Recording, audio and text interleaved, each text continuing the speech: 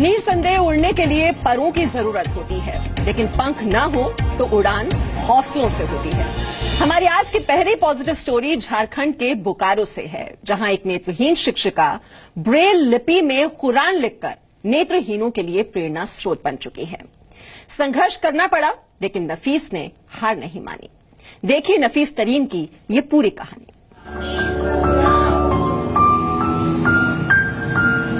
नफीस के लिए दिन और रात, सफेद और काला एक ही है। वो देख नहीं सकती। नफीस नेत्रहीन है।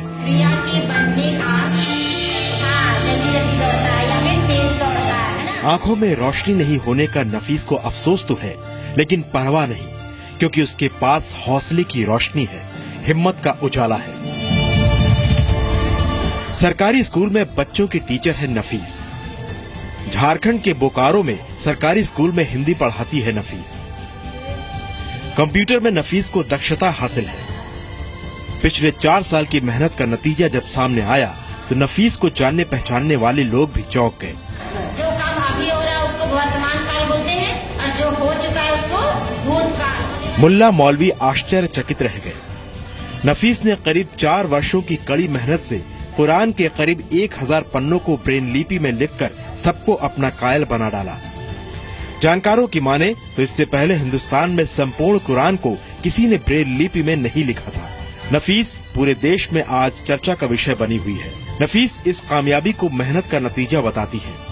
बस नफीस की एक ही ख्वाहिश है, कोई मदद को हाथ बढ़ाए, ब्रेल कुरान को आम कुरान की तरह प्रकाशित कराने में साथ दे। कोई चाहते हैं कि अगर कोई संस्था मतलब हेल्प करे तो उसको फिर से हम दोबारा उसका दूसरा कॉपी भी बना सके।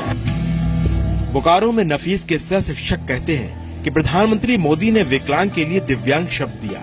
वाकई नफीस दिव्य है। स्कूल में स्टूडेंट नफीस पर फिदा है।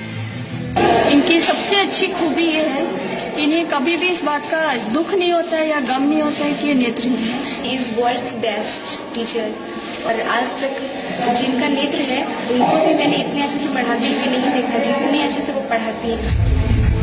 मोहम्मद मुख्तार असलम के 4 बच्चों में इकलौती बेटी है नफीस तरीन।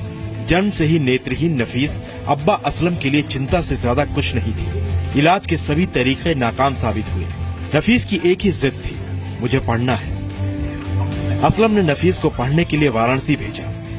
कुरान नहीं पढ़ पाने की नफीस को टीस थी। कुरान को ब्रेल लिपि में लिखने का नफीस ने ठान लिया। नामुमकिन को मुमकिन कर दिखाया। बहुत जद्दोजहद करना पड़ा, और जद्दोजहद में बहुत लोगों ने इनकार भी कर दिया, लेकिन एक हाफिज तस्लीम साहब मिले जिन्होंने इस चीज के लिए एक्सेप्ट किया कि हम कुरान से लिखवा देंगे। नफीस के घर के पास ही मस्जिद के इमाम मोतीउर रहमान कहते हैं, सूरह फातिहा से सूरह अल-नास तक हर आयत नफीस को मुंह जबानी याद होना अचरज की बात है। अल्लाह ताला किसको कौन सी ताकत कब अता करता है कि वो अपनी हिम्मत की बुनियाद पर बहुत आगे तक पहुंच जाता। भारत में पहली बार पूरी कुरान को ब्रेल लिपि में लिखा गया है। वो एक नेत्रहीन लड़की ने लिखा है। इससे पहले जुलाई 2014 में इंदौर की 20 वर्ष की एक लड़की ने कुरान के 10 सूरा यानी अध्याय को अरेबिक ब्रेल में लिखा। नवंबर 2014 में अलीगढ़ विश्वविद्यालय में कुरान पढ़ने के लिए ब्रेल तकनीक की शुरुआत हुई।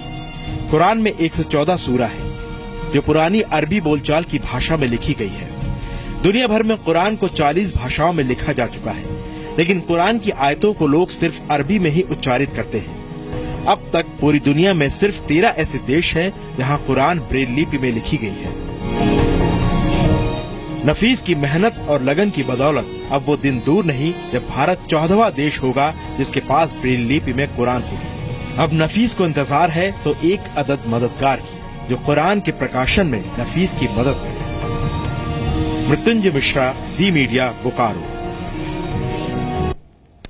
तो खुद की आंखों में रोशनी नहीं, लेकिन पूरे जहां को रोशन कर दिया है नफीस ने।